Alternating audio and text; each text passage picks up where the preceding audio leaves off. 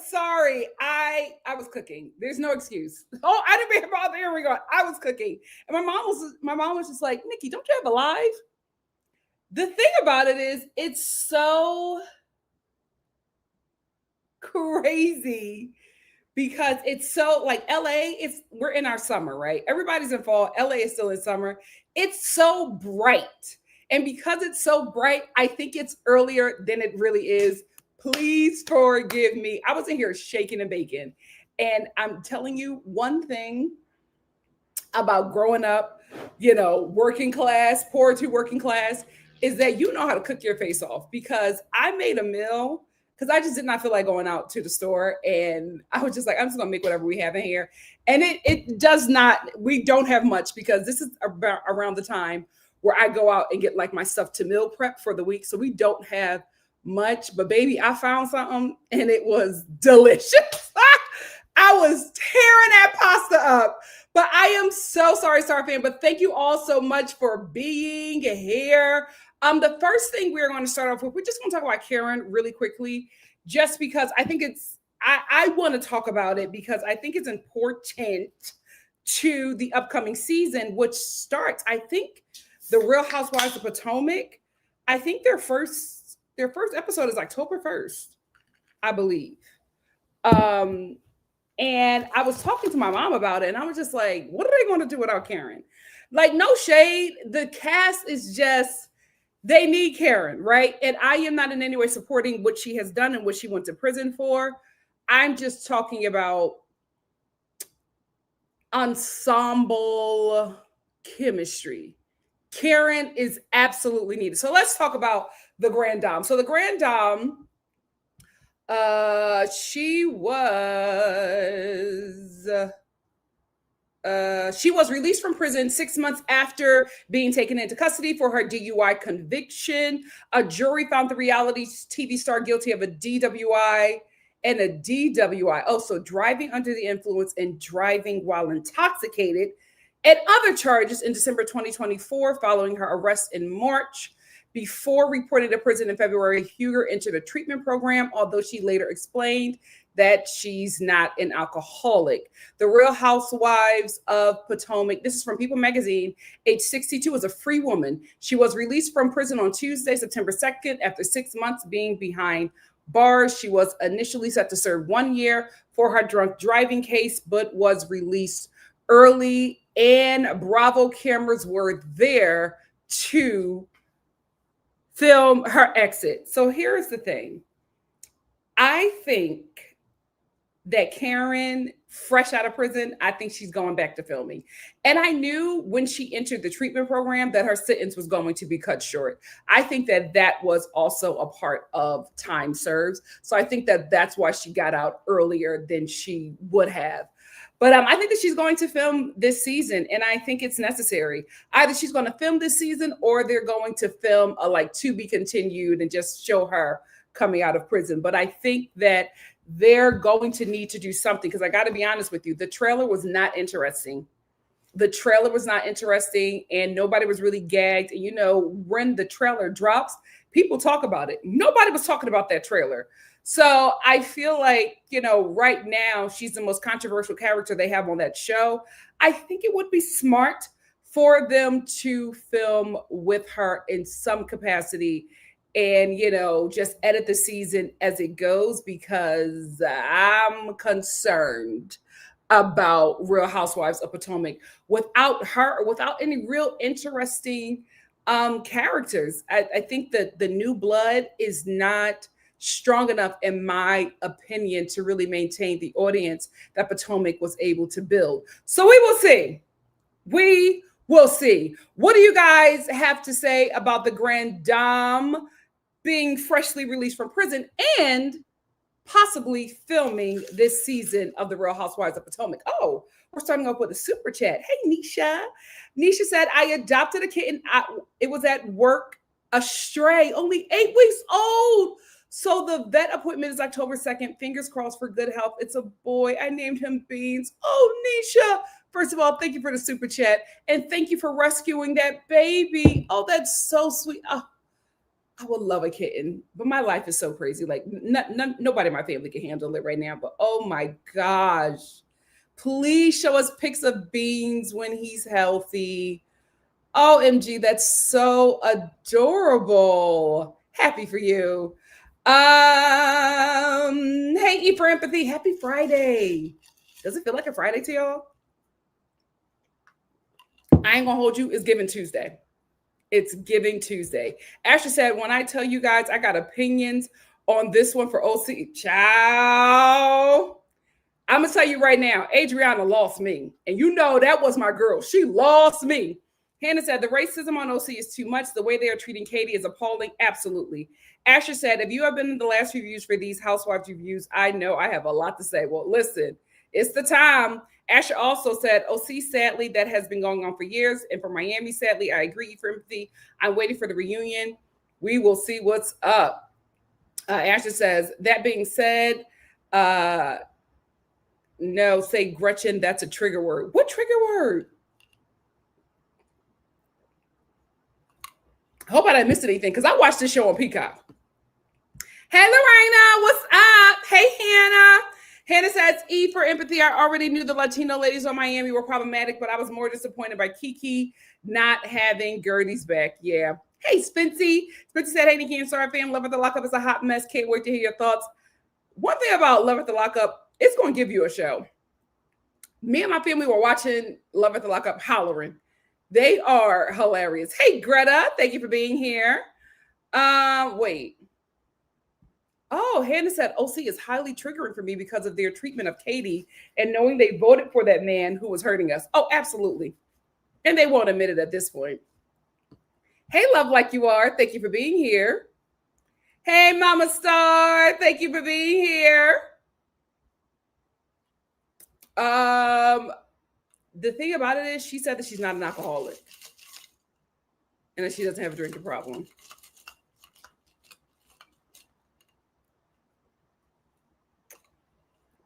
I hope she don't come on this show and it's just like, oh, I can have one drink.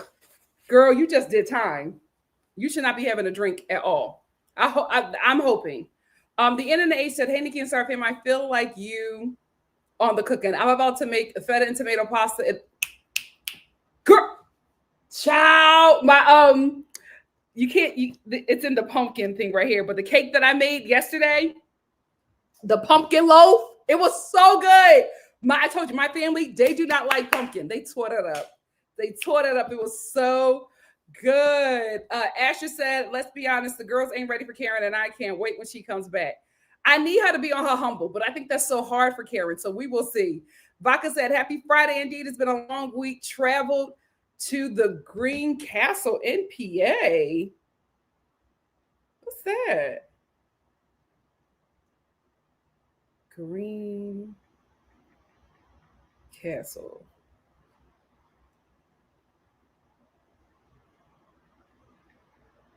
Oh, there's one in Pasadena. There's one in Pasadena. Green Castle, Pennsylvania. Oh, it's not an actual castle. It's an area. Oh, how was it? E for Empathy said Karen needs to either quit drinking entirely, entirely, or find her a new blue eyes because I love her, but can't support the drinking and driving. Absolutely. Absolutely. Oh, yeah, they're following her. So I'm just like, they need to film with her. They just need to like do something because I just do not see this season being interesting without her. Ashley said the fact that they made Giselle the protagonist and I don't know if she could hold that role. You know what I mean? Eva Empathy said, praying for my nephew Beans. Congratulations. Kittens are so fun. They are. What's your take on Kenya's next chapter? What is her next chapter? What is she doing? I'm so sorry, guys. It's like, I think I got a makeup. I got to get new makeup brushes because I feel like something is going on with my makeup brush where it's just like sticking me. I got to get new makeup brushes. Child, it's always something. Being an adult, it's always something. What's going on with Kenya? What is she doing?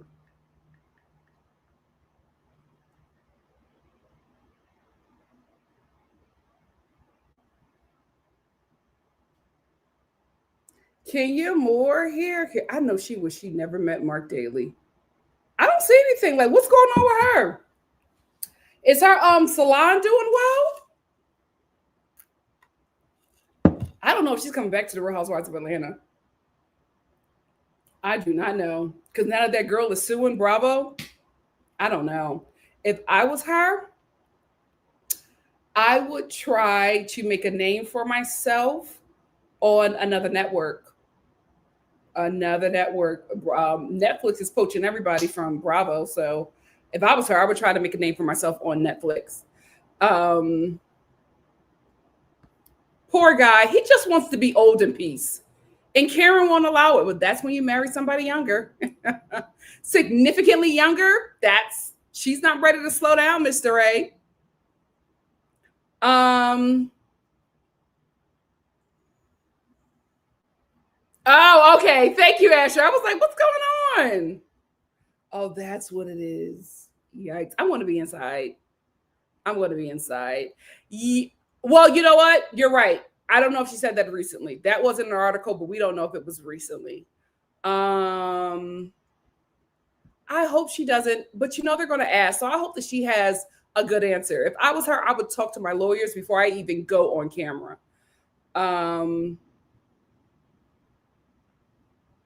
It's so good. It reminds me, I don't know what it's called, but it reminds me of this loaf that I used to get back in the day. Like I used to eat it all the time when my family, when we visited Jamaica, I used to eat it all the time when we went there. And then I used to get it from the Jamaican store in Philly, the Jamaican market in Philly. I think it's like it reminds me of, I don't know if it's the same thing. Well, y'all let me know if it's the same thing, but it's kind of like the bread that comes with the bun and cheese. Y'all know what I mean? That kind of texture. It's like that, and I love it because I'm not like a cake person, but if it's a little dense, I can take it. It's so good. The internet age say, yeah, Karen definitely needs to admit that she has a problem and get in a program.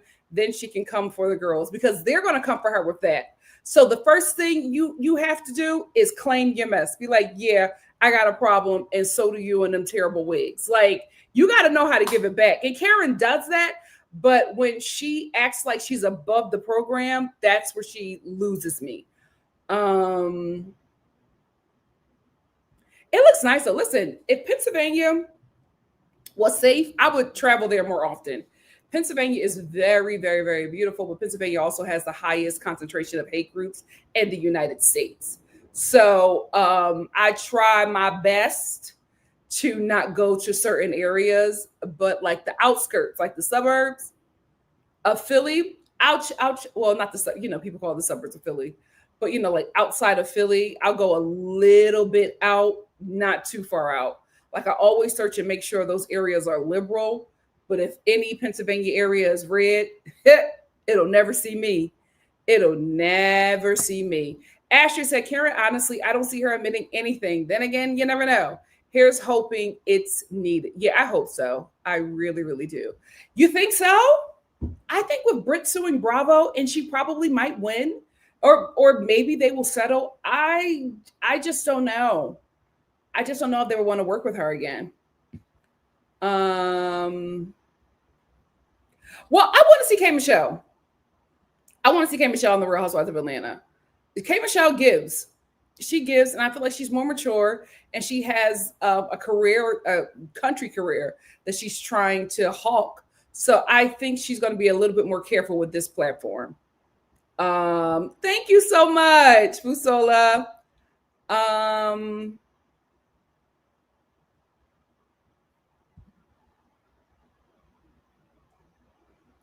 Like, do they know each other? Oh my God.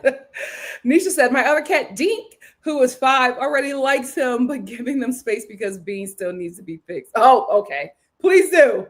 Please do. The headquarters. And this is the thing. A lot of people do not know that because of Philly.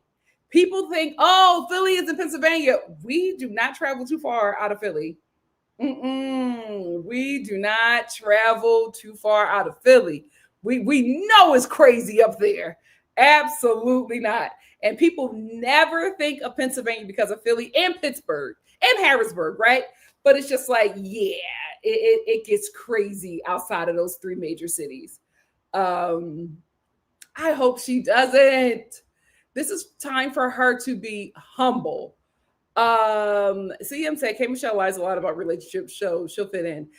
The crazy thing is the one relationship she didn't lie about, everybody was like,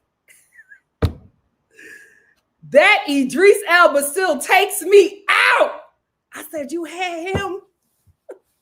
What happened? Would I never let him go?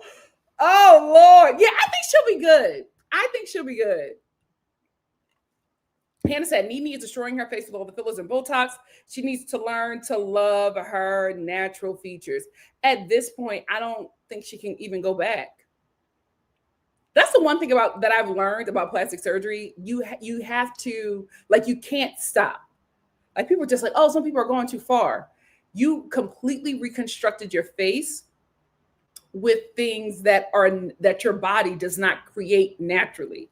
So you have to continue to use those things to keep this look. But because your body just shifts on a daily, it does not work out. So you have to continue. Like, you have to, once you get under that knife, you got to stay under that knife. Absolutely not.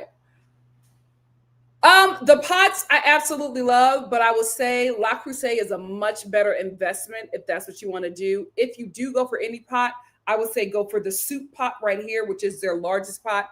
It's the best one in my opinion. I recommend the pot or the teapot. The pan, the pan and the casserole dish, they're cute, but they're just not the best. I wouldn't say, I would say if you had to choose, I would say go with La Crusade. That's the best investment for you. My La Crusade pots are amazing, especially the new collection, the Flamme Doré. It's absolutely like pièce de resistance. Top of the line.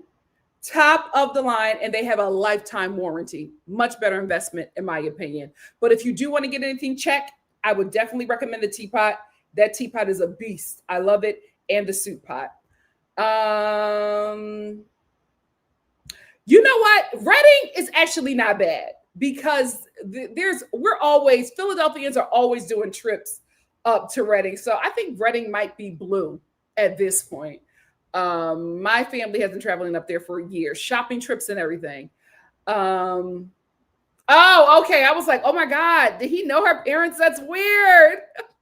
Asher said, am I the only one that thinks that Drew looks the best out of all the Real Housewives? Portia too. Like Nikki would say, money well spent. Let me tell y'all something. Y'all can say whatever y'all want.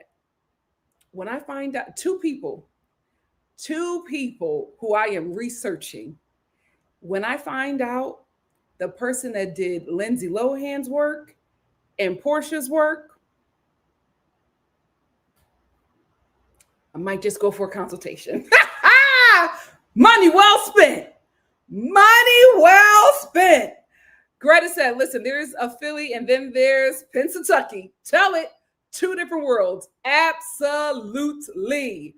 Let's move on to Life After Lockup. There's a new episode airing tonight, but I'm going to talk about that episode on Monday because tonight I'm going to talk about Love Island at the same time. Love After Lockup. This show is the best train wreck TV you will ever watch. I mean, I was in tears watching this. Like the hilarity. Also, Star Family, please let me know where I can find the pictures of the cast. WeTV, step your game up. Like, it's so crazy that you cannot even get like any bios or pictures of the cast from your own website. It's so weird. And is WeTV all black or is all black WeTV? It's so confusing, that network. I don't know what's going on over there, but I do not have the pictures. I was searching for a while. I can't find anything. I can find stuff from the older cast, but I can't find anything from like the more current people. And it just sucks because it really would help. But I have been searching and I cannot find it. And it just sucks. So if you guys know where I can find the pictures of the most recent cast, because I cannot find it from WeTV, it's your show and I can't find it. I can't find it on their website. But if you guys know where I can find it, please let me know. Anyway, let's get into it. Rhoc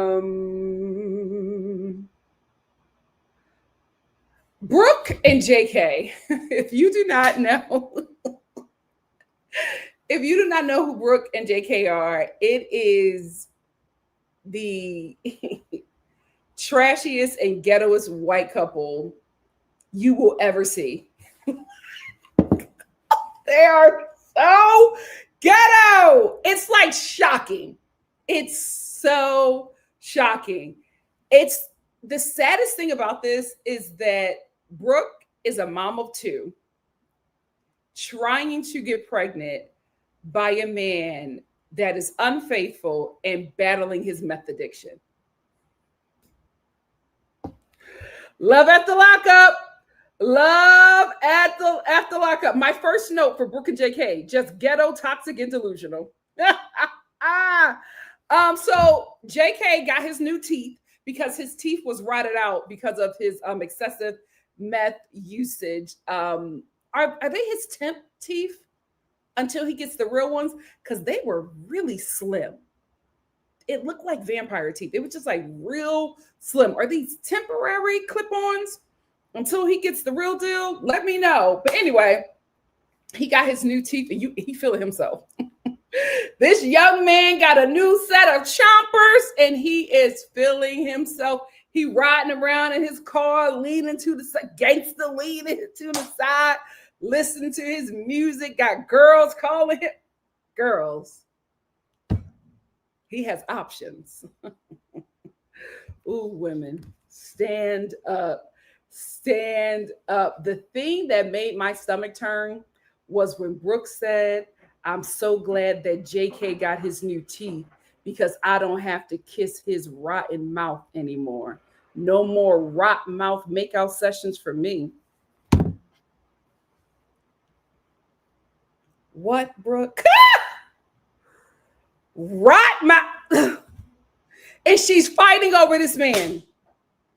She is fighting over this man who has rot mouth. And she's so excited that he finally got his teeth so she don't have to kiss it anymore.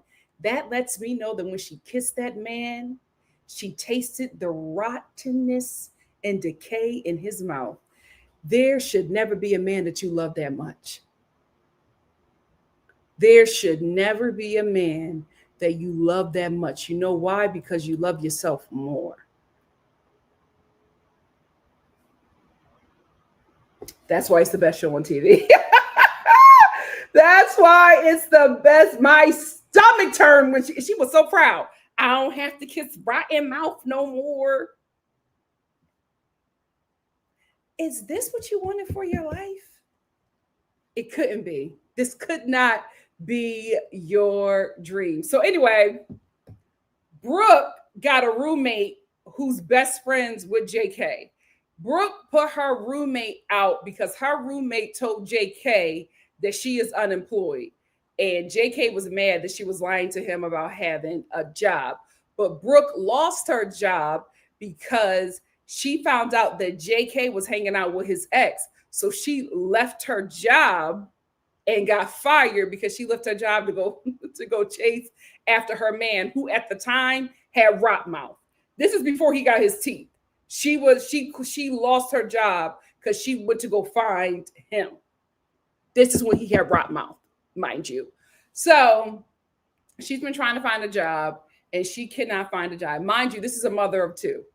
So she risked losing her job over this man and didn't think twice about the kids that were going to be affected by her not having income.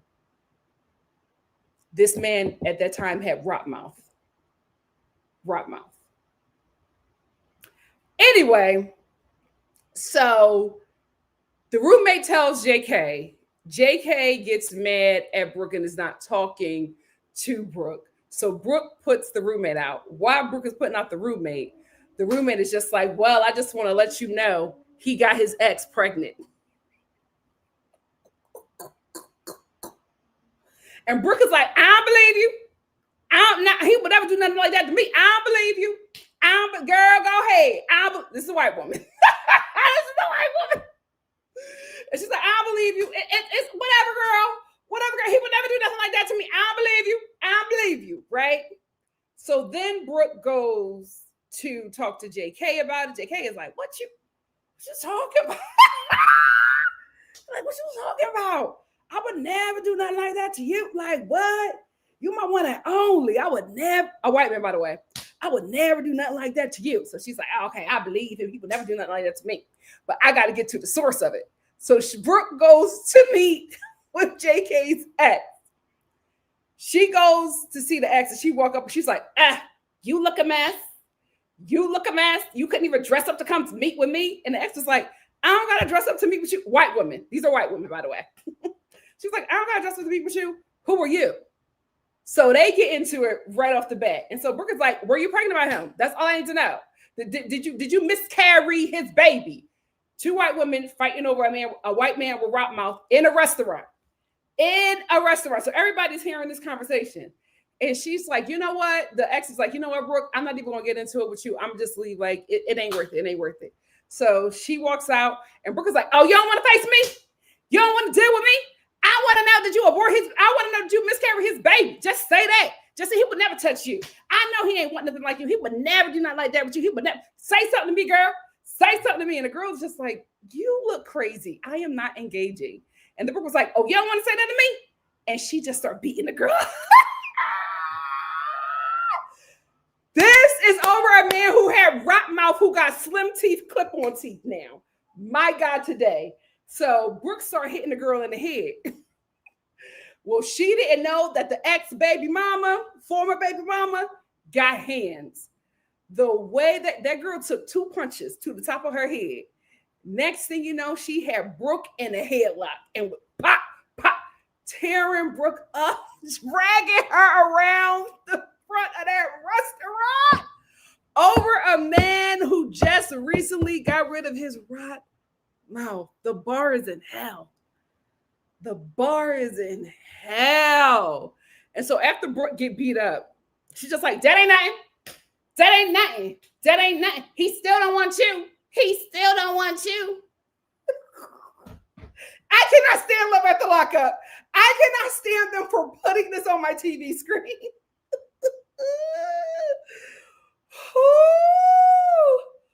OMG. So anyway, after they fight, she lets JK know, whatever, that they got into it. And then we get like a montage of their relationship now being in a much better place since she got into a fight with JK's ex, formerly known baby mama. So we see this whole compilation of them. And then we get this scene.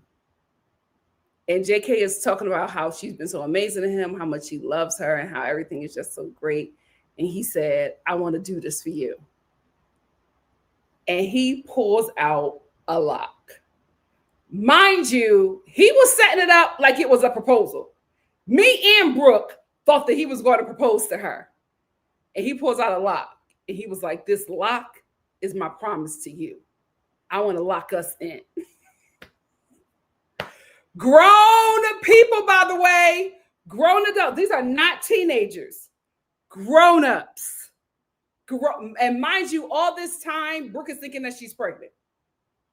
She done took all these pregnancy tests at her mom's house, and her mom and Brooke and JK's mom is just like, please, we don't want you to be pregnant. Like, nobody is rooting for this girl to get pregnant, but she wants to get pregnant. Mind you, this lady is unemployed. She's unemployed, and she's trying to have this man's baby. So anyway, Brooke is just like, oh, I thought she was going to propose to me. He was like, oh, I made it seem like that. Sorry. But here's a lock. Here's a lock. I promise to you that I'm locking us in. Girl, next episode, he going to have you in tears, as he usually does. But she accepted it. She wanted the ring, but she got a lock, and she accepted it because women today just accept the bare minimum. It is what it is. Kiana and Demadric. Listen, when a man is in prison for such a long time, and then he gets out of prison and he is a womanizer, he just cannot be faithful to any woman. At some point,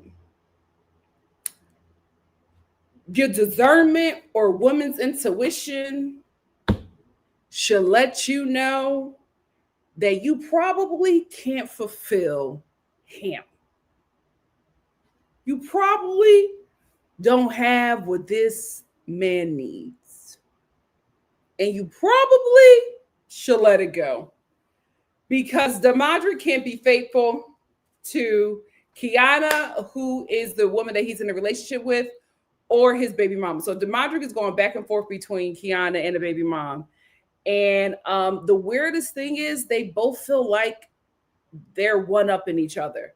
And the only person who is one-upping them is Demadric, because he can go back and forth between the both of them and they get mad at each other.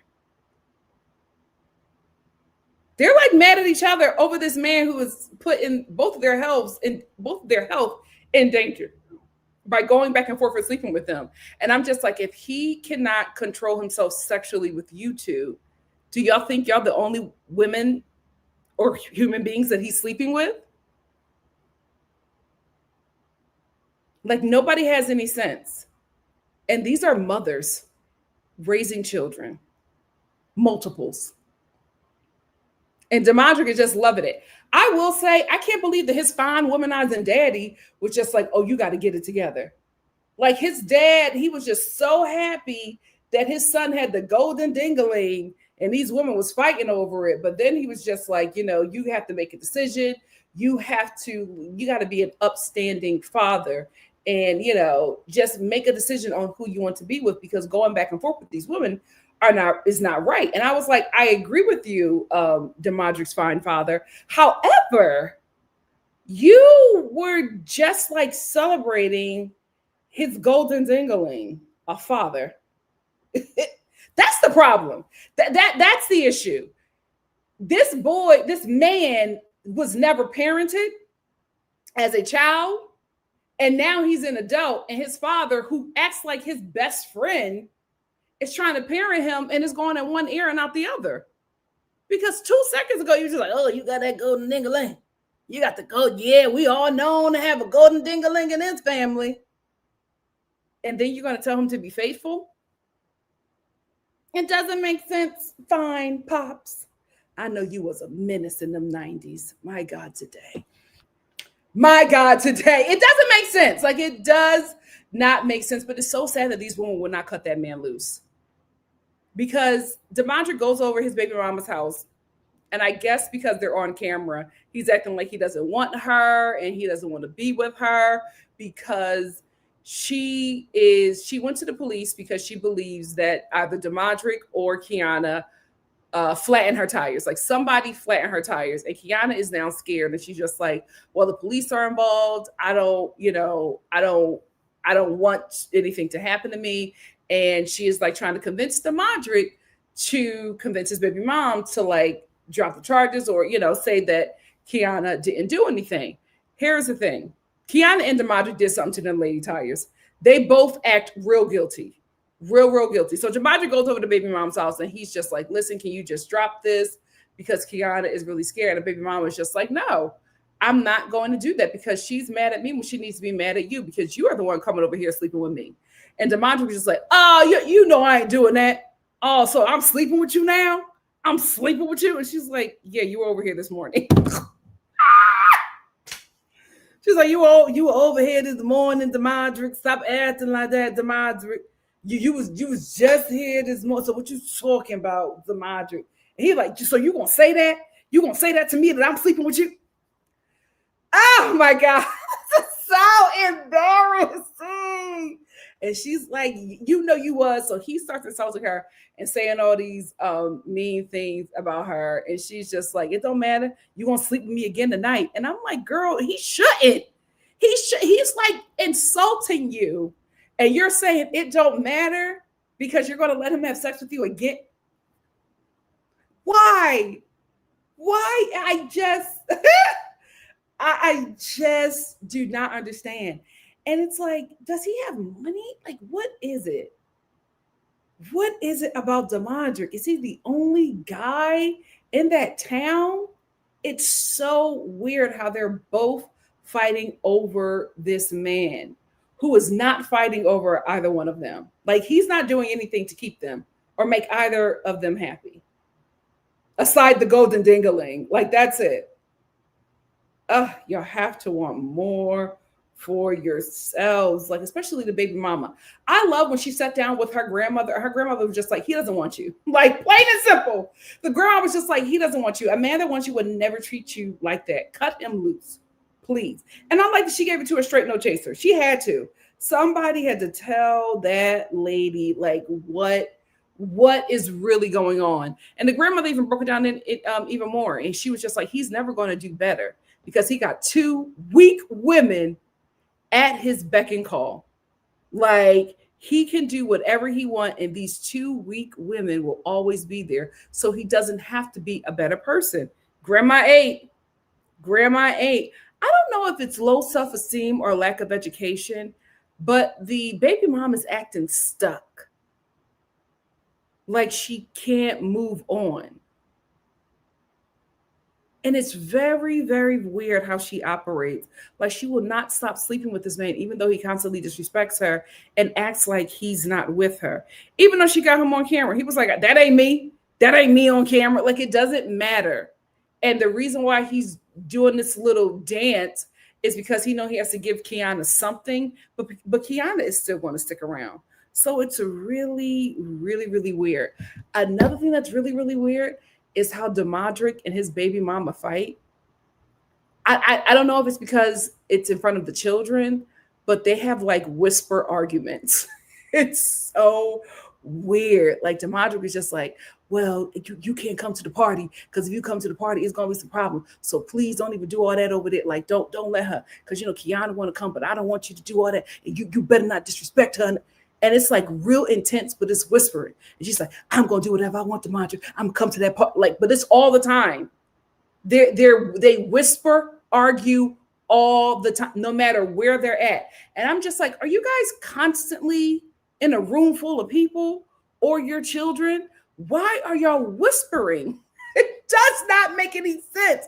Because even in this scene where they were whisper fighting, their kids were like on the other side of the yard, like very, very far away. So I'm like, it could have elevated your voices just a little bit. But they are like intensely going back and forth. I'm gonna give you this money, but if I give you this money, but take this, I ain't taking this money from you, Demadric. You don't never do nothing right by me, but you still gonna sleep with me, not Demadric. And I'm just like, can the kids hear from that far? What are they on, Gen Z? Why can they hear that? Like, it's just ridiculous that that no matter where they're at, they constantly have these whisper arguments. But keep it coming. I love the train wreck that this is. Will and Courtney hate each other. So Will is like this gamer guy who is just a dork. He gives me gorper. And you can tell that he cannot get a woman unless she's in distress or duress. That's like the only way he can get a woman. So he got Courtney, who he knows has a meth addiction and a pill addiction, fresh out of prison. And he showered her with money and gifts. And he stopped doing that. And then he realized that when he stopped doing that, she stopped being interested. But I'm just like, you had to have known that she was only with you for what you can give her. Because every time y'all talked, she asked for money. And you obliged because you wanted to have sex. after you tied her up and, did all them whips and chains to her, now you don't want to pay up. Pay up. Like at this point, you have to know that Courtney is doing sex work. Like you have to know that that's what this marriage is to her. Sex work. Because let's go back to Rhop Mouth. In this episode, Courtney meets up with her friend, young girl, obviously has or had a meth addiction, no front teeth. Just none. And they're talking about her relationship with Will because Will is trying to contact Courtney because he wants to divorce her. They've only been married 8 weeks. If that long, right? So he's trying to contact her because he wants to divorce her because Courtney has not stopped seeing her other sugar daddies. And the thing about it is, it's just like, Will, you were a sugar daddy as well. So I don't understand what this is. But if you want to be the main sugar daddy, then you have to cover the cost of all the other sugar daddies. You want sugar, but you don't want to pay. You got to pay her. You got to pay her for the sugar. That's what the relationship was in the beginning. That's what it's always been. You don't want to pay anymore. So now you want to make it like, oh, we love each other. This is what a marriage is supposed to be. No, it's just a sugar daddy with a legal document. Like, let's stop that. So anyway, we see Courtney. She is with one of the girls that she used to mess around with in prison. And this girl is taking Courtney to go and pawn her ring. So while they're driving there, the girl who Courtney used to mess with in prison, she's just like, why don't you get with me?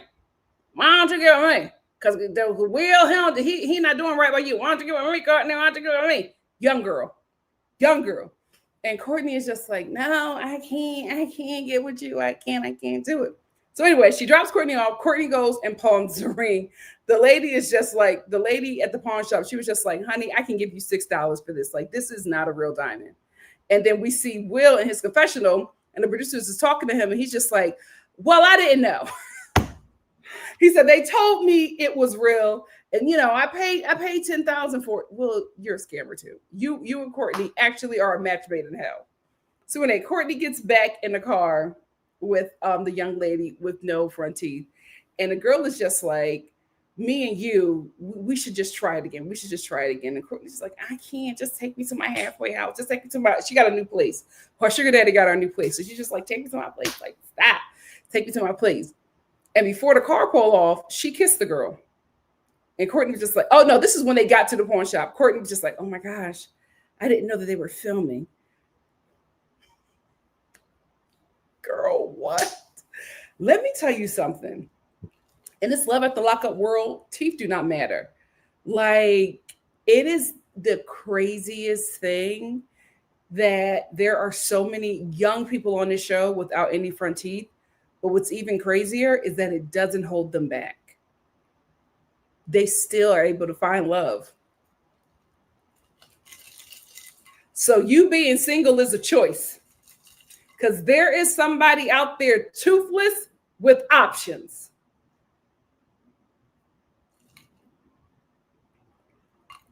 Child, there's somebody for everybody. So anyway, Courtney's toothless bae drops her off to her new place that her sugar daddy got her. Will is there because he's tracked her. He wants to give her the papers. As soon as they see each other, they immediately start fighting. They fight like siblings who got different dads. My God, today, they just immediately go at it. They just start insulting each other. And I'm just like, are you two going to get back together? Because I'm feeling like the way Will and Courtney fight, I feel like we're going to see them on Another Life After Lockup.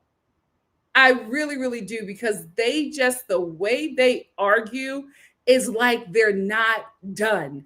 And then they'll argue, but then it'll get to a point where they're like trying to reconcile again. It's so weird. They will insult each other. Courtney would be like, I used you. I just wanted you for money. And Will was like, I know you used me. I just wanted you for sex. And then Courtney is just like, I just wanted somebody to love me. You were supposed to love me. And then Will is like, I wanted to love you. I did love you. I wanted this to work. I came here for it to work. And Courtney's just like, well, we could have made it work, but you didn't want to make it work. But why don't we make it work? Like, I feel like those two, I feel like they're going to find their way to each other again. And I think we're just going to continue to see them get back together and break up on Life After Lockup. I think that's where we're headed with Will and Courtney. But anyway, Courtney finally decides to sign the papers, and she's just like, I'm so ready to get this man out of my life. Then we see them in their confessional, and they are just sitting there, heated. They cannot stand each other, right? But then there's always like a moment in their confessionals where it's like, are they going to reconcile? It's so weird. It is so weird watching that couple. Will is like, I'm just glad it's over. I'm so glad we're done. Courtney's just like, I've been glad that we're done. I've been done. Like, I never wanted to be with you. Will's like, I never wanted to be with you either. You were just a sugar daddy. I know that I was just a sugar daddy, but I don't care. So they're just fighting, right? They're just fighting. Then the producer is just like, so were there other people? And Will is just like, I think there may have been a few other sugar daddies. Courtney starts laughing, and she's just like, if only you knew. Oh, that pissed Will off. That pissed Will off. And he was just like, I honestly loved her. And she's like, I honestly loved you. And I'm just like, just get back together. Just get back together. Because they keep on fighting to the point where it's like, it's reconciliation near. That couple is so weird. They are so weird, but I feel like they're not done. I feel like they're not done. But having them in that confessional, and Will was like, I hate being this close to her. And she was just like, when is this going to be over? Because I don't want to be next to him. I'm just like, oh, Lord, y'all are miserable, but misery loves company. I do not think that Will and Courtney are done. It's some more. Even when he looked at her and was just like, I hate her smile. I hate that little smirk that she does. He likes it. He likes it. They're just, I'm sorry, they're so toxic, they're compatible.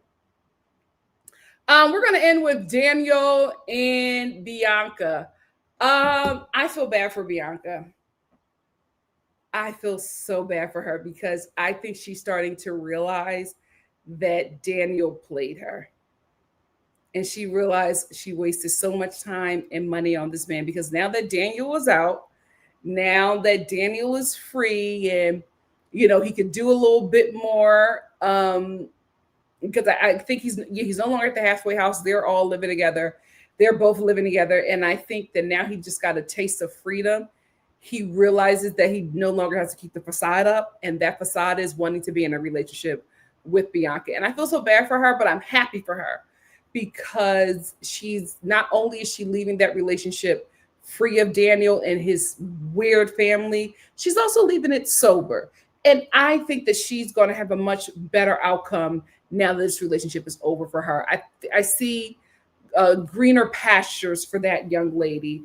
But soon as Daniel got out, he fixed himself up a little bit. He starts hanging out with his friends. He starts drinking again. He's yelling at her, cussing at her, calling her everything but a child of God and saying that she smothers him and he wants her to have other people. The thing about it is she was a trick for him.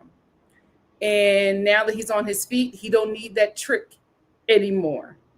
And instead of just telling her what it was, he was just going to be so mean to her to force her to leave. But now it's finally gotten to the point where she is not leaving and he's done everything to harm her that he finally just says it, right? Because she's just like, you promised me all of these things. And he was like, I was lying to you. I was never going to do those things. He just finally said it. He just finally let her know that, he was using her. And I felt so bad for her. She's just like, why is he so mean to me? Why is he cursing at me? Why is he calling me all those things? And it's just like, because you were a trick, honey. And I told you, him and that family played you. And that's what happens to a lot of women. The men are not just playing you. Their families are in on it as well. Diabolical, but it does happen. And I felt so bad for that young lady. But the thing about it is, honey, you're still very young. You got so much life to live. You can get everything back and then some. I'm happy for her that she got sober, even though she did it for a man. I'm glad that she did it, and I'm glad that she stuck to it.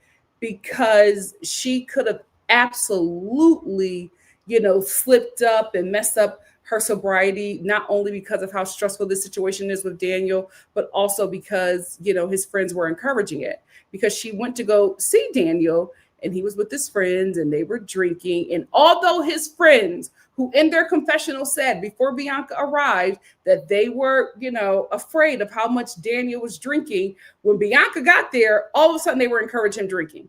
And they said, well, you would have more fun if you drank too, to her. And I was just like, these are terrible friends. These are terrible friends. And I think that is why a lot of times when men get with women, they stop hanging out with those friends. And people think, oh, it's because the woman is so great and, he just gets so involved in her life. I think it could be that as well, that the woman is so great. But I also think it's because he doesn't have real friendships. Like, those guys aren't really friends.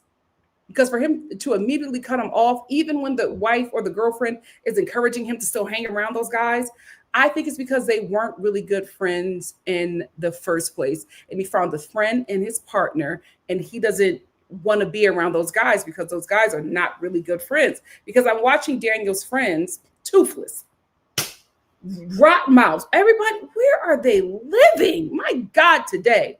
Anyway, they are all like concerned about his drinking, but encouraging his drinking, knowing that this man is an addict. Even when Bianca called it out, he was just like, I'm a meth addict. I am not an alcoholic. Okay. Like, boy, what? And his friends who were concerned are now like making jokes, encouraging him to drink, and then like harassing Bianca because she's trying to protect Daniel. But terrible friends. Terrible friends. Absolutely. Like, I'm just like, y'all were in your confessional just saying y'all were concerned because he was drinking. And if y'all know that he has some issues, why even drink? Like, I get it. You should not have to alter yourself for other people. But if you want to be in this person's life and you care about their mental health and their sobriety, maybe just get soda while at dinner with him and then get your drink back at home or go to a bar alone. You know what I mean? Like, don't take this person who has some issues. Like, you cannot not drink for one pizza dinner. It's weird. It's weird. But I'm glad that they're done. I'm glad that he dumped her because she was not going to leave. I'm glad that he still was being so mean to her because I think she would have stayed if he were nicer. But they sit down with each other after they have a breakup. I think it was the producers wanting them to give them a closure scene. And, he was just awful. It was just awful. Daniel admitted that the reason why he treats her like that is because he's impulsive and he's an addict and he wanted to, at the moment he wanted to be in a relationship, and then he realized it wasn't for him. And then he was just like, I just used you to get an easier parole. He said the quiet part out loud because that's what all of those men are doing. That's what they're all doing. They're just using these women to get easier parole. And it absolutely sucks to see that happen in real time because the way her face dropped when he told her what the con was, my heart broke for that little girl. But I think this is the best thing that could happen to her because I think she would have endured so much of his terrible abuse and never questioned anything. I think she just would have kept it going until it got really, really bad. And I don't even want to know what her level of like rock bottom or bad is in a relationship. So I'm glad that he dumped her so she could be free. She wouldn't have done it any other way. Anyway, that's all I have to say about Love at the Lockup. What do you guys have to say? We're going to talk for a bit because we got 2 more shows to get to, and I got to check out Love Island. I'm trying to get as many as I can. And she loved it. She loved it. The internet said Brooke dodged a bullet not getting pregnant and instead walking away. And instead of walking away, she was fighting for the man. Because Brooke is going to get pregnant. That's her goal. She's going to get pregnant by him. She is going to get pregnant by him.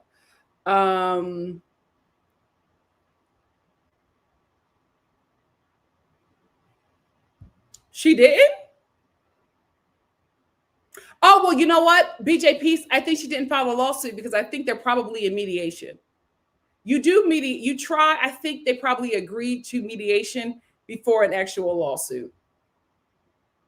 And I think Bravo will settle. LSS says regarding Mimi, I honestly think it's filters and heavy makeup. Watch videos without filters. Her face isn't as bad as it looks. Thank the Lord. Happy Friday. Give me shelter. The internet said Brooke dodged a bullet, but not getting. Oh, I got that one. Spency said Brooke trying to act like she won that fight had me cackling. Just all beat up, hair tousled, bloody face, and she's acting like she got the best of that girl. That girl tore you up, and I think you were not expecting those hands because I wasn't expecting her to have hands like that. The internet said that man has 2 women to choose from, and after this show, there are likely more. Yep.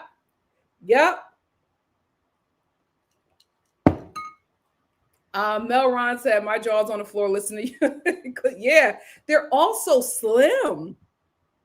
This show is hilarious. It is hilarious. All white people that I just talked about, all of them.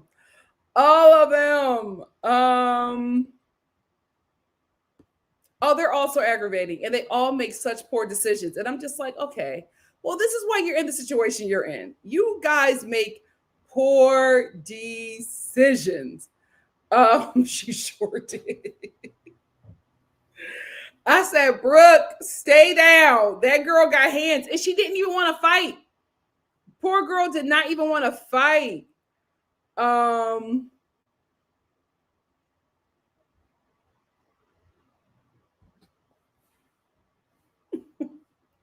And everybody's house is filthy. Everybody's house. The ex's house that he goes to sleep with, I'm like, JK, if our house looked like that, what do you? Child, the end of the day said JK mama knows that she has to take care of. Yeah, she does not want to. He keeps on saying he wants kids, and she's just like, JK, no. JK, no. She's went through so much with him. She don't feel like it. This is like the first grandmother in history that does not. This is the first could be grandmother in history that does not want grandkids. She's just like, no, I'm done. Just let me go on to glory. I do not want grandkids. High school. Yep. They've been sharing that man since high school. How sad. Spencer said that man is so awful, and the baby mama called him out, talking about we are still messing around. Insane behavior. Yep.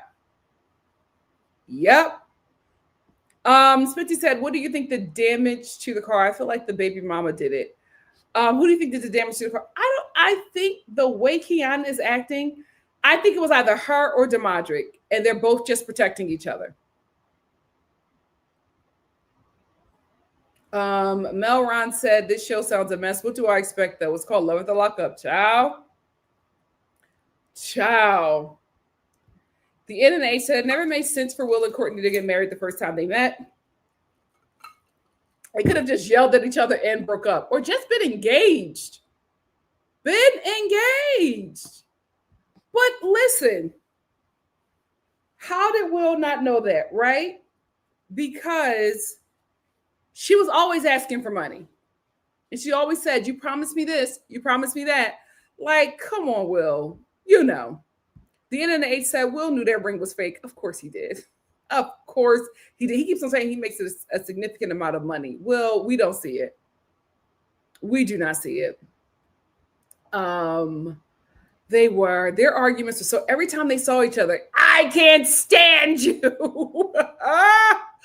The internet said they've only known each other for 2 months. Why are they so volatile? Was the sex that good? Who knows?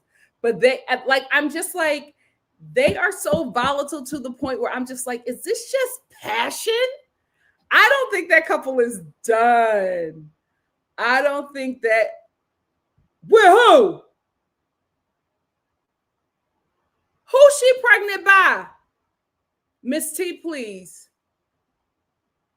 Oh, thank you, Lord. Good for her.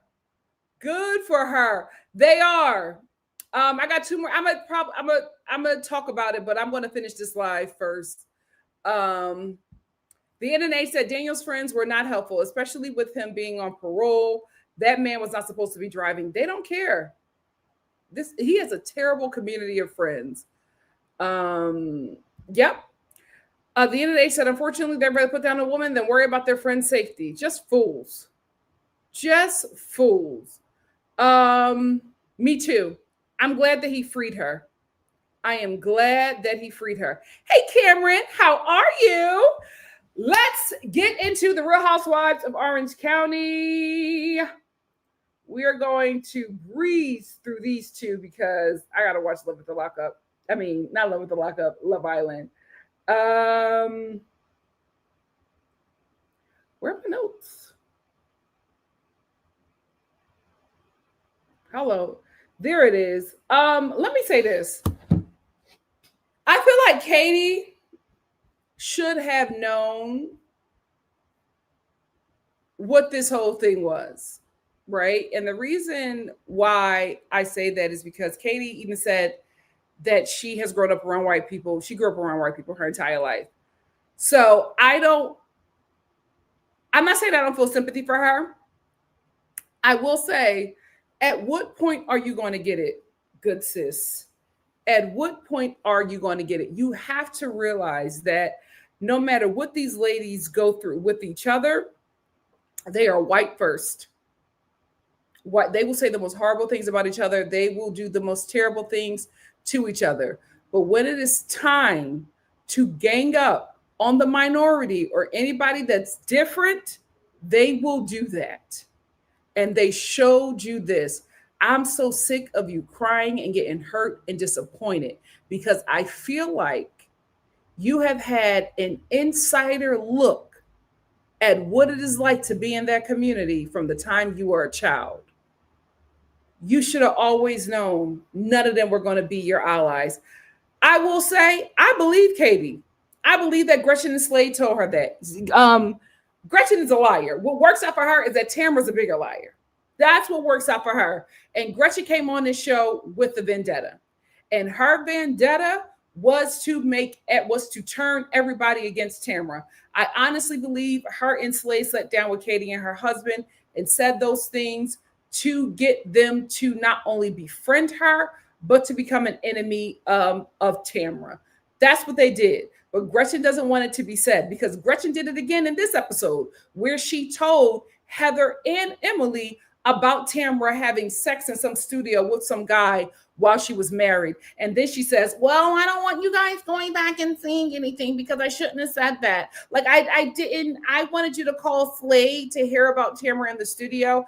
I didn't know that Slade was going to say all of those things. No, you knew what Slade was going to say, but you want to keep your hands clean. You want to look like the innocent victim. The thing about it is, Gretchen, let me pull her up. You would get more respect from everybody on this show, everybody who watches this show, if you would have said, yes, I absolutely told that. That lady has tormented me for 16 years. It is my time to fight back. So I'm going to spread her tea. I'm going to tell her business because she has made my life a living hell. I would respect you more for that. But you going on with it, oh, I didn't mean to do that. Oh, that's not what I said. Oh, I didn't mean, oh, why would Katie say that? Because you told her that. You told her that. That lie detector test was BS. That lie detector test was BS because it only goes off of your emotion. It does not go off on the truth. Katie was feeling sick the entire time. And she probably was feeling sick because she knew that she was probably going to have to tell the truth. Now, she's been telling the truth in her confessional. She hasn't said it to anybody else. So she knew that once she says what she says, she knew that she was probably going to lose somebody who she considered a friend. And that's your first problem. That's your first problem, Katie. Considering a blonde-haired, blue-eyed MAGA supporter as a friend. That's your first problem right there. So Katie has now been boxed out from the group because this whole lie detector test, it said that she lied and she failed horribly or whatever. But I don't believe those things. Those things are not permissible in court because it's just not truthful. It does not recognize the truth. It just recognizes your behavior and says, oh, it just assumes that because your breathing changed that you're lying. That's not accurate. It is not, it can't be used in court. So it should not be used in this situation. However, Katie did go through with it, and the lie detector test said that she fell. Gretchen started crying, and she was just like, oh my goodness, why would you do this to me, Katie? And Katie is just like, well, that's what you said. Then we get a scene of Katie with her husband, and he's just like, they said that. So I don't know why they're not backing you up. It's because, like I said before, Gretchen wants to keep her hands clean. She doesn't want to look like the bad guy. She wanted Katie to do all of her, Katie and Jen to do all the dirty work for her because Gretchen absolutely fed Katie and Jen mess about Tamra because she wanted them to bring it on the show. Only Katie was messy enough to actually do that. And that's Katie's problem. She talks too much. That is her problem. She talks too much because she wants to be accepted. I will say this. Since they have iced her out of the show, I've seen Katie everywhere. And she's having a ball. Katie is having the time of her life. So she's not too affected by this. However, if Katie would have just not gotten involved and stopped talking to everybody, she would not be in this situation. Can we talk about that blogger for a quick second? Kiki Monique. I only know about Kiki Monique from TikTok. I've seen a couple of her videos. I have to say this, Kiki, this wasn't a good look for you. This was not a good look for you. I know you were just eager to get on the show and to a broader fan base, but it just, the way you were like accusing Katie of trying to like take Tamara down and take Gretchen down, it just wasn't a good look for you. Because I was just like, what is the motivation? I hope you explain, and maybe we'll find out that the producers wanted you to say or do certain things. But it just was, I was watching and I'm just like, why would you do this? It didn't feel good watching you participate. And maybe, listen, you didn't know, but it looked as if you were adding on to a bullying pile-on. And it just did not look good. Now, listen, that could be your truth. That's fine. But you were adding on to that. And you said, well, it's like she wanted me to believe this. And she wanted me to know that. How do you know what she wanted you or implied unless she told you? You can only go off of what she told you. And if she said that I'm telling you this because I want you to use this against Gretchen or I want you to use this against Tamara, then that's fine.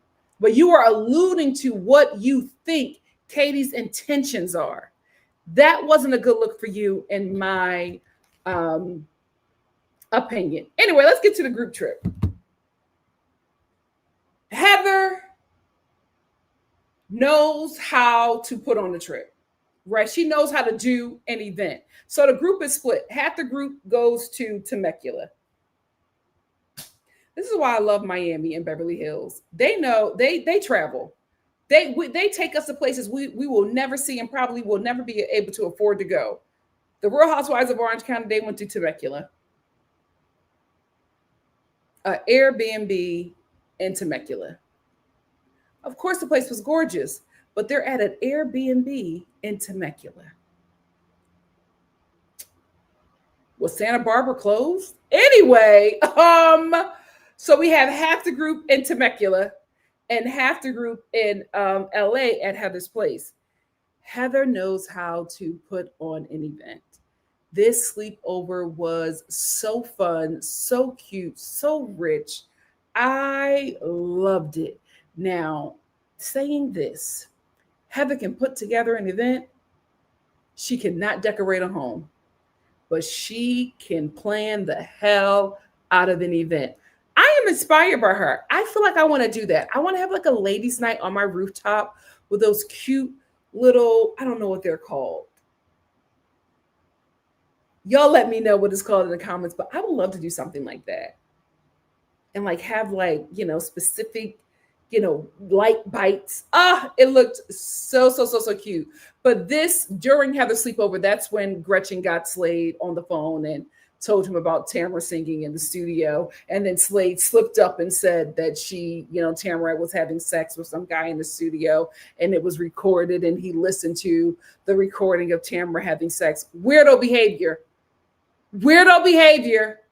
Weirdo behavior. But nothing that this man does will make Gretchen leave. Nothing. Because even though like she was sitting down with Emily and Heather and Terry, and they were questioning her about, I said Terry, not Theory, our girl. And they were just questioning her about Slade. And listen, the last time she was on the show, this was the same line of questioning. 16 years ago, they were asking her the same thing. Gretchen is still financially taking care of Slade, a grown man who is older than her. They're all like, so who pays the groceries? And she's just like, well, it comes out of my account. You still paying for groceries? He can't even pay for a grocery bill. Like, he can't get an EBT card because he's not employed, and let him take care of the groceries. My God, today.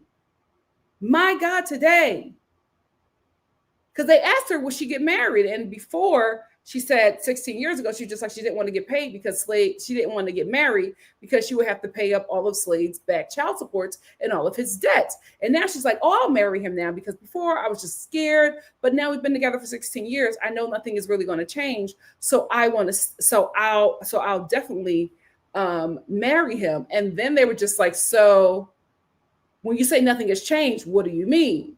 And she's like, oh, I don't like how you guys are questioning me, because you don't want to answer those questions, because the answers will be the same. You are still paying for everything. Slade is living in your house rent free. Because even when Emily said, do you guys split the mortgage? She got offended. Why did that offend you? You should have been like, split. No, he pays it. The house is in my name, but he pays it. Like, that's what should have came out of your mouth. But you got upset because you know that that's not what you can say. You are taking care of that grown man with no ailments whatsoever. He's just a scrub. And that's your baby daddy. Let's get to when the Heather, Emily, and Gretchen went to, it wasn't Woody's, it wasn't Mickey's. Where did they go in WeHo? Because they just sent me something. I don't know why I'm on like the mailing list for all the gay bars in WeHo. I don't know, but I am. I get invited to everything. Maybe it's because of my Drag Race reviews. Anyway, they go to this really popular gay bar in WeHo. And I absolutely hated that scene, because here we have these straight white MAGA women sexually harassing the go-go dancers in the club and just cutting up and acting a fool. And it's something about straight women, especially the bachelorette party straight women, who go into gay spaces. And it's because how they interpret specifically homosexuality. It's specific, like how they interpret it. They interpret it in such a hedonistic way that they become hedonistic themselves in those spaces, because they feel like that is what that's what's being done in those spaces, because they do not see the LGBTQ community as fully realized human beings. Like, they see them the same way they see Black people, right? They see them as like fun and enjoyment, but they see them a bit, animalistic, like, I can act like this here. But I couldn't act like this in a straight space, or I couldn't act like this in my white space. But here I can come and act like this because this is how these animals act. I hated it. I hated that scene, knowing that they were in there having the time of their lives and knowing that they voted against the rights of everybody in that space. But they're the bad guys. You feel safe in that space, but you are voting to make sure that space cannot exist. They should have kicked them out. Oh, that scene made me sick. The way Emily was jumping on that go-go dancer, I was like, drop her. She voted against your existence. Drop her. Oh, they made me sick with that scene. Oh, I couldn't stand them. So now let's go to Temecula. So shout out to Shannon. Where's she at? Where's Shannon at? Let me tell you something. I don't have Shannon. Here she is. Let me tell you something. She has sat back and probably sat and talked to her children and played back every time Tamara disrespected her. And I think that last season was enough for her because she was broken. And what did Tamara do? Step on her while she was at her lowest. Shannon is never going to forgive Tamara for that. And Tamara is around sulking, right? Wanting her to forgive her and talking to everybody, trying to force them to force Shannon to forgive her. And Shannon looked Tamara in her eyes and told her, I am the best I have ever been because you are not in my life.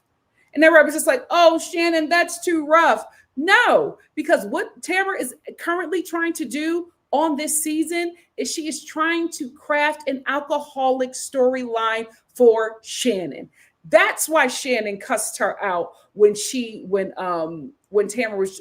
sharing about her father, and Tamara was just like, yeah, your father is an alcoholic, right? Shannon cussed her out because Shannon said, listen, that was a private conversation that me and you had. I ain't never had that conversation with you on camera.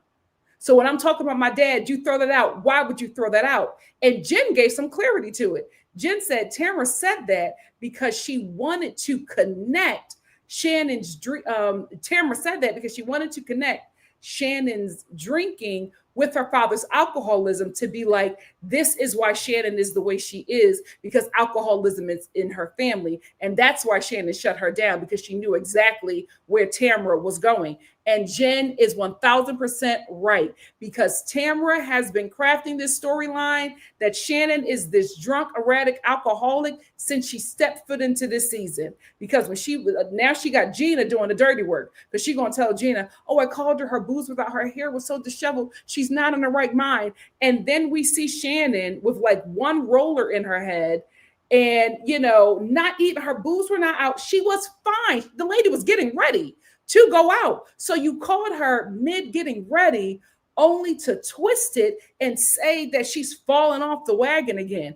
I'm so glad that Shannon cussed her out. I'm so glad that Shannon's been clocking her this entire season, because what Tamara is doing to this lady is diabolical. And I hope that she cusses her out at the reunion after she watches all this back. Now, let me get into the eviction queen. Been my girl, right? Because she said 1 eviction, 2 eviction, 3 eviction, 4. They won't hold me back. I'll still wear my Dolce and Gabbana. I don't care if the sheriff is at my door. She's been my girl. What she did to Katie, nasty work. But Katie had to learn another valuable lesson. How she hasn't learned that lesson yet boggles my mind. But anyway, I just didn't like how she didn't stand with Katie, because she knows that Katie is telling the truth. Her issue is that Katie brought her into it. She was like, why do you keep on saying that I'm there? You're using me to validate the experience. I don't think she's doing that. I think Katie's just like, we were both there. Why would she omit you from something if you were both in that environment? And she was probably looking to you as a friend who was in the same room with her to back her up. Katie didn't know that you were not a friend to her until y'all sat down and you told her, well, it's best we move on. That's what she was doing all that crying, because she thought that she was talking to a friend, and she realized mid-conversation, you were not a friend to her. Your best friend is whiteness. Even though them white women talk about you, drag you, talk about your evictions, talk about your supposedly scamming man, tried to get the FBI called on this dude, but you still gonna stand with them. Outside of your friend who's been standing 10 toes down with you. Hard lesson, Katie, to learn at your big age, but it had to be done apparently, because you haven't gotten the memo yet. What else is it going to take? Now they done clipped your check and your way of making money and gaining popularity, because they have iced you out of the show. Nobody wants to invite you. Now, where is Fiona? Been getting on my nerves for seasons. Been getting on my nerves for seasons. These women on the show have dragged this woman, made her feel like garbage about her size. You know that community is sizes, right? So they're always constantly digging at her looks, all for her to turn around and be the biggest bully that they got in on that show. Because when she told Katie, please leave. Why the hell Katie got to leave? What the hell has she done that's worse than what anybody else in this show has done? Your bestie Tamara is trying to craft the storyline that Shannon is a raging alcoholic and pill popper. But because Katie is saying, I didn't lie, you want her to leave? Not only do you want her to leave, you kicked her out of your home, therefore kicked her out of the group because now nobody is inviting her to anything. You're fighting like hell to be amongst women who have never valued you. So sad. So sad that you have decided to be a flunky at your big age. My God, today. My God, today. You have bigger fish to fry in your life than obsessing over what Shannon is doing. Tamara has gotten in your brain so badly that now you are uber focused on this woman who is fine. She said, my house is free for a moment. My kids are out. I'm enjoying my time. She said, I'm doing my puzzles in peace. She is very happy about being an empty nester and a single woman. She's never had this before in her life, and now she's enjoying it. And here you go. Oh, well, she's by herself. I'm afraid of what she's going to do. She's playing puzzles. That's what she's doing.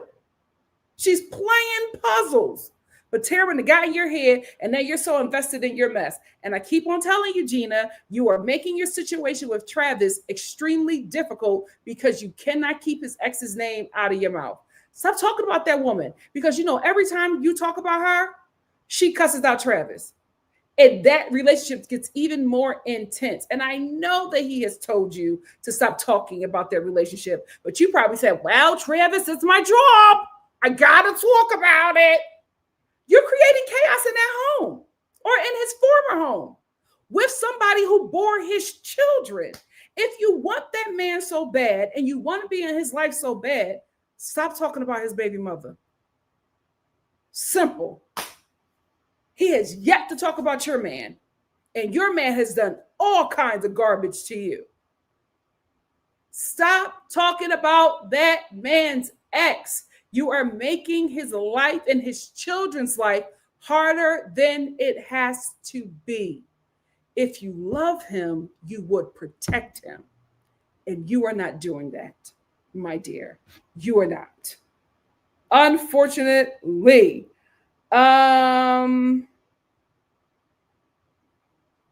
That's all I have to say about the OC ladies. Real quickly, I'm going to move into Miami because I want to finish this up and let us talk about this. So I want us to talk until Love Island starts. I might have to push Love Island back just like 15 more minutes because I think the show might go over. Anyway, the only thing that I really think is interesting enough with Miami, I have some other notes, but I want to really get into this. Adriana been my girl. Two things we're going to talk about. No, I'm not going to start with Adriana. I'm going to start with Julia, and then we're going to get into Adriana. I want them kids out of Julia's home. I want them kids out of Julia's home because every episode she lets us know that not only are her children upset that she adopted two children, they are also so upset they have cut her off, where they don't want to deal with her. They are that angry. That concerns me, because if they are that angry at those two children and you are fighting like hell to get them in the same room with those kids, with people who are upset at their existence and their family, that concerns me. That lets me know that you're not making the best decisions. And you probably should not be raising those two young boys if you are trying to get people who are disgusted that they have the same last name as them or in the same family now. It's not smart for you to want them to be in the same space with people who are not happy that they are existing. You are putting those kids in danger. And that picture that she took of her children for Christmas and sent it to her blood children was manipulative, because you want them to go, oh, they're so cute. Let me come and see them and let's be a family. They said they don't want them Negro boys in their bloodline. They told you loud and clear, and they were disgusted that you made that decision without them. So now they made the decision for you to not be connected to you. And every episode, you're crying. You say, oh, my children, they just don't know I want them to be in my life. They don't want to be in my life. Yeah, they don't want to be in your life because you don't make sound decisions. Because you are also giving them a job they never asked for. Because you and Martina are long in the tooth. Y'all probably not going to be there for them boys for the remainder of their, y'all won't be there for them boys for the remainder of their life, and probably for their young adult life. Who gonna have to do that? So you gave them a task that they did not ask for. And now you're upset that they don't want to deal with you. You don't make sound decisions. And I'm so concerned that you are raising two young Black boys who in your community are already seen as men, even though they are children, toddlers, if you will. And with you being so hostile towards Black people, I am even more concerned for their safety. Oh, God, the adoption agency be giving these kids away to any damn body. Let's move on to Adriana. Disappointed in you, Adriana, because quickly, I'm sorry. I just thought about it. I love her. When we watched her therapy session and she was speaking about all of her triggers and just like everything that she had to endure when she was just very young and how it's coming up now as an adult. And just, I love that she has a great therapist. I love that her therapist said, you need to meet with me by yourself. Like, you need to meet with somebody alone. You cannot meet with Russell because he just wants to constantly protect you, but you got to get this stuff out and you got to feel safe enough to get this stuff out. And I'm saying safe in a way where you don't want to harm Russell. And I love that. I love that she lets us into our therapy sessions. I would never do that, but it just gives a greater insight into not just her life, but also the life of first gens and what they endure here. Like, she really gives us the full scope of her identity. And I love that about Gertie. I just thought about that and I just had to give my girl her tens. I think she is such a great part of this show, and they would lose so much if she ever leaves. Let me go back to this one. Been my girl. What she did with Kiki, nasty work. And I'm not even on Kiki's side like that. Like, I can't believe I'm defending Kiki and she done got on my nerves this whole season. Adriana, Kiki never called you racist. She never called you a racist. What you said to her had racist undertones, racial undertones. And she was right to feel some sort of way when a white passing woman looks at her and tells her that she's ratchet. You tried to lie and say that it was wretched. Oh, my accent is wretched. You called her ratchet. And you know why you call her ratchet? Because she's a Black woman. And Kiki clocked it. That's why she was so upset. It had racial undertones. She should have did you like Julia did Gertie. And she should have stopped talking to you. And she should have got you removed from the show. But because she was kind and gracious, she let you rock. But now for you to take that moment at your own event, your Art Basel event, and try to turn it into, oh, Kiki is making racist allegations against me. You lost me, Adriana. You lost me with that. And I'm going to my notes because I need to find out who was the name. When she called in her black guard dog to defend her, Carol, you was a fool. At your big age, you're allowing some white passing woman to pull you out or whatever plantation she had you stored on to tell other black people that she's not racist. So she goes over to Carol, her guard dog, and she says, Carol, Kiki said that I was racist. I'm not racist, right? And Carol was like, oh, no, you're not racist. Of course. She said that I call her ratchet. Is that racist? Carol was just like, oh, no, ratchet is not racist at all. It could be applied to anybody. Carol, no shade. You're not Black American. So how the hell you gonna tell us what our lingo means and how we use it? That's the problem with some of these cosplaying them efforts. You in here dibbling and dabbling in conversations about somebody's culture you do not own, you do not know anything about, and you do not care to know about. And that is why the oppressor constantly uses you, because you have no connection to the community that they are trying to oppress. But you are not smart enough to know that they see you in the same community. So Carol, the guard dog, lets Adriana know, oh, no, massa, of course not. You're not racist at all. That's not what that means. So then, and Carol, I know you looked like and felt like a fool when Adriana said, my friend Carol, who was black, a black woman that I love, Kiki, she doesn't think that I'm racist. And she also has something to say to you. So Carol sat there looking stupid, because tokens always get spent. You look like a dummy at your big age. So Carol she's looking at Kiki. She's just like, and Kiki's just like, what are you talking about? And Adriana's just like, oh, you said that I was racist. And Kiki's like, when did I ever say that you was racist? She was just like, oh, well, you said that I called you ratchet. It had racial undertones. Kiki never said that. She should have. But Kiki never said that. I will respect Kiki because Kiki looked at Adriana and she just walked away. She got out of there. She said, oh, I'm not going to do this. This is the thing. This is why Real Housewives of Miami is superior. Because Kiki leaves this show, not the show. She leaves this event.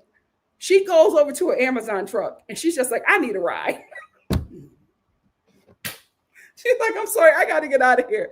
Can you give me a ride? I said, what? So Julia runs after Kiki, but she can't find Kiki because Kiki got to drive a ride home with the Amazon driver. My God, today, this show is hilarious. I know that wasn't planned. I know that was not planned. This show is hilarious because they're all wackadoodle. Now let me get back to Carol. I should have known when you tried to put that pixie cut into that poorly worn ponytail that you were going to be a fool for a Caucasian. How embarrassing you. This is the first time we're seeing you, and this is how we see you.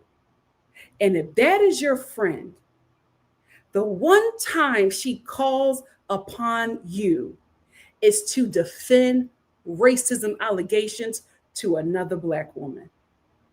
How embarrassing for you. How embarrassing. This is the first time we've seen you on this show. And you come on this show as a pet of a white woman. Embarrassing. Now, Kiki, I'm going to rock with you this episode, but you've been on a list. But when it comes to racism, one band, one sound. I'm going to rock with you on this one because Adriana was wrong. But you've been moving a little funny in the light. That aside, I'm so glad that you're connecting with your pappy. I love it. Keep in mind, sis, you have told us some awful things about that man. Now, you have forgiven him and you want to move on with him. We have not. Keep him off our screens, please. Keep him off our screens. Thank you and God bless. Well, and with Larsa, I'm so glad that she finally moved into that dilapidated mansion. I think that she has an opportunity to really create this space to be something film worthy. I don't think there's anything wrong with filming while your house is still under renovation. The only thing I will say is get that bear from in front of your home. Get that. I do not care. That is the artist dropped it off, and I don't care. Get that bear from in front of your home. Absolutely not, mama. Why are you about to start decorating your home like you're some 23-year-old TikTok podcaster? Please don't do that. Please do not do that. That's all I wanted to say about the Real Housewives of Miami. What do you guys have to say? Let's get into it.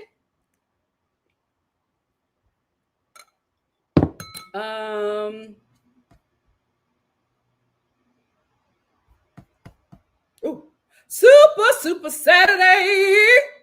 Nikki Nick said they need a whole cash shakeup. Tamara is overdoing everything. She's desperate. This is her only check. It was so cringe. I was just like, get out of their space. Get out of their space. Like, I don't think the people that voted for this evil, I don't think they realize you voted to eliminate the seasoning salt of humanity. Everybody that y'all hate are the most interesting humans on this planet. Without us, what would you do? What joy would you have? And you are like voting to get rid of the best thing that's ever happened to this planet. Do you also realize if you get rid of us, you'll lose this planet because you don't know how to take care of it? We're protecting it from you. Fools. Fools. She knew it was said. Every time Katie brought it up, Jen's eyes. She knew it was said. But she's going to protect the white woman at all costs. At all costs. And then she's going to backtrack. Oh, I said that I was sick. Gretchen, you's a liar. And you're lucky that you're going up against Tamara, who's a bigger liar. That's the only reason why she's been able to survive this long.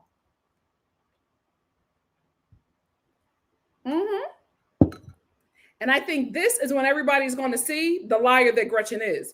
Because Heather's just like, you told us. Now you're trying to backtrack. Why? Because she's a liar. She is a liar. Oh, it's already up? Okay, let me go check it out.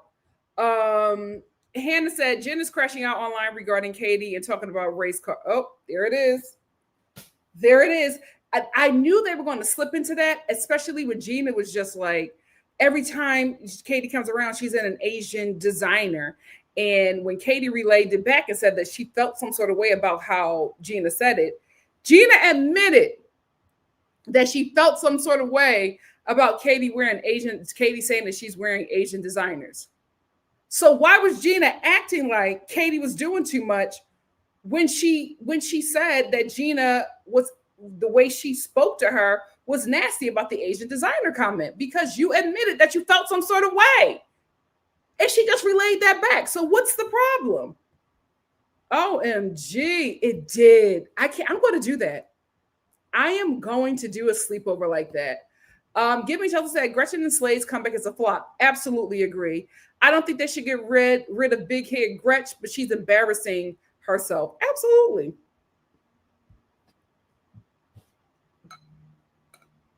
That's why Gretchen didn't want to marry him.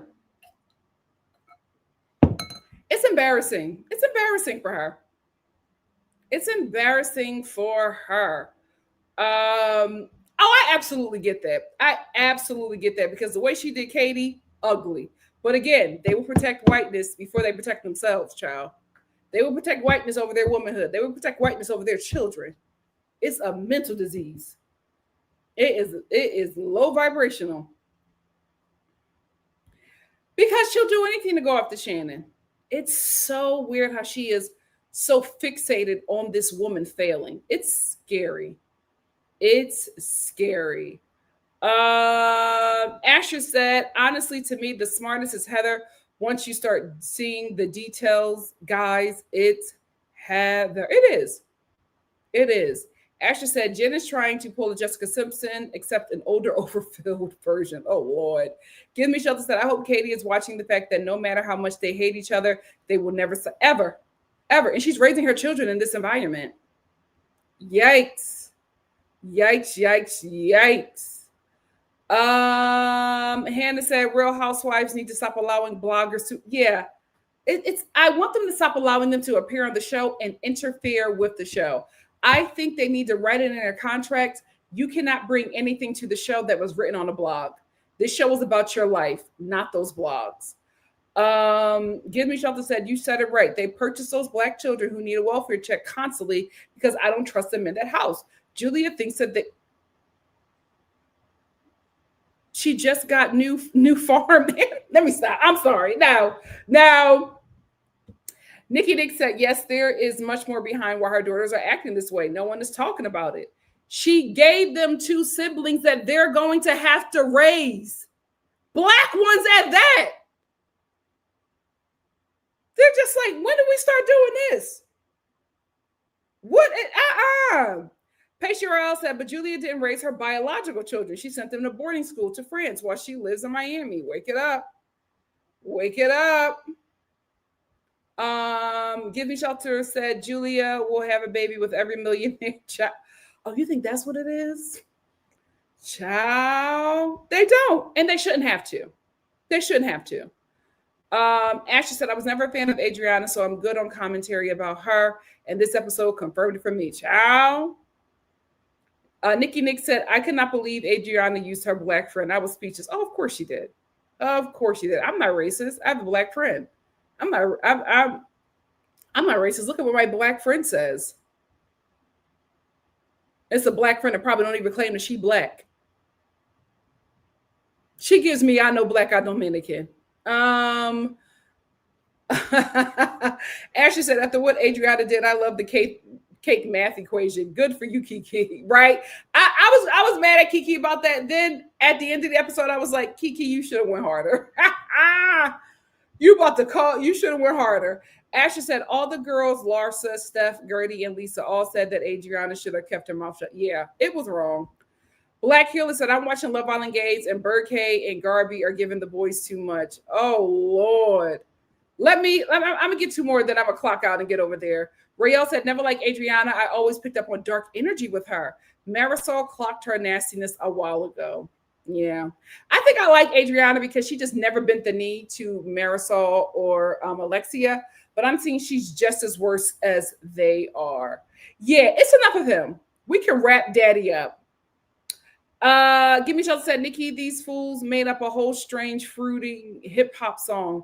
Why hasn't the superior people come up with their own sound? I guess since they were reminded we created everything. That's the thing. I'm like, y'all want to get rid of these communities. What will y'all have? Well, nothing. Nothing. She will recover. It's going to take a minute. She messed up. Having said that, guys, I got to get out of here for Love Island. I will be back here in about an hour and a half, depending on how long the episode is. Thank you all so much for joining me. I had a really, really good time. Now that I know that we probably go over a bit, I think moving forward when I do, because I'm going to keep this reality TV chat with the reality shows. I'm going to keep it on Friday. So I'm probably going to do it at 3 now since I'm going to be doing Love Island right after. I moved it because I thought it would be easier, but it seems like we need more time. So it's going to be at 3 starting next week. But thank you all so much for joining me. I'll see you back here in about an hour. Love you all. See you soon. Bye. I feel like falling.